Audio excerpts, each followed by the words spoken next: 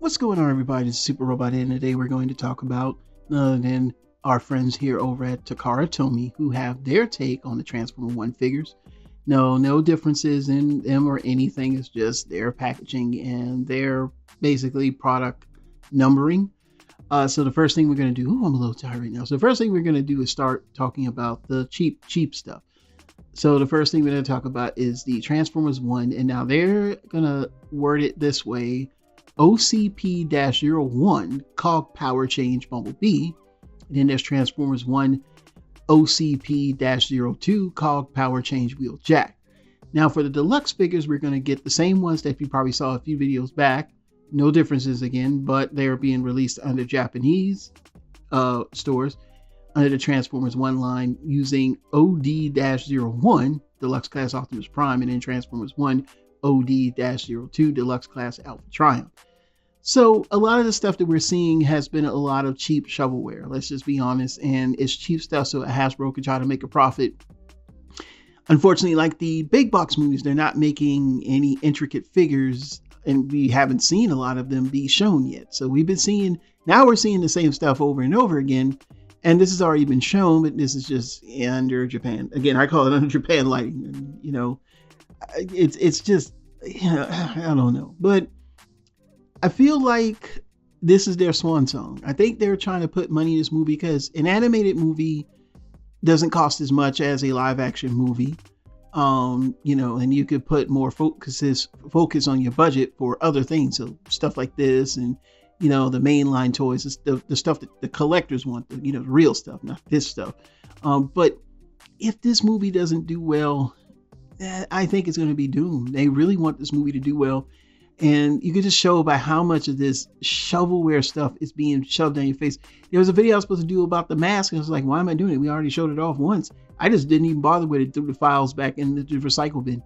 Now onto the Optimus Prime. And again, it's the same Prime we're getting in the US, again, under the Japan lighting when they take their pictures. He's a smaller version. He actually comes with a Matrix, which is pretty cool. Did not know that. So he shouldn't be as big as the Studio Series version, but we don't have any actual numbers on height or weight or anything yet. But I do want to say that if you do get this figure, it's the same. So, you probably just want to get the US version and call it a day. However, when you can't get the US version, it's always the good old Japanese version. I call it the latex now because I just had to get axle grease Japanese version, and that cost me $50 basically. But yeah, he does have a Matrix. I would use him as the Orion Pax and probably use my Studio Series version as the Optimus Prime. He still looks pretty good to me. I don't see, where it looks like garbage to me. I kind of like this class in general because it's begat this one, which is the Alpha Trion. Now, this one, I would love to see what they do with the Studio Series version, but as it stands right now, I kind of like this one. Now, this one reminds me of Snarl.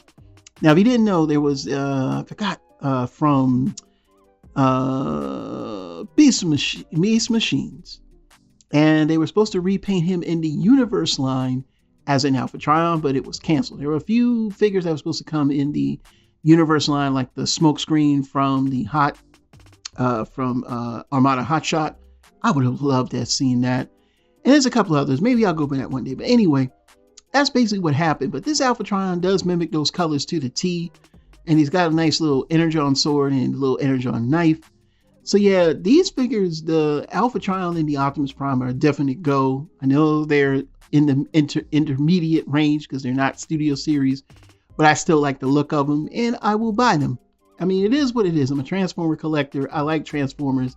I can't sit there and not buy any of the damn toys and just trash them all day. But there's a lot of trashes out there, and it is what it is, But use your choice to disseminate between getting trash or getting the stuff that you want that's quality. And that's where it comes down to. So, most of us are going to skip the cog changers. Those are for kids. But definitely with these two, I see some promise in them. I do like how they look. Not a lot of waffling. I mean, they're just simple figures that got a little bit of articulation to it. So what are your thoughts? Leave down in the comments below. We've seen these before, but I know a lot of people, if you're first time seeing it, they look good.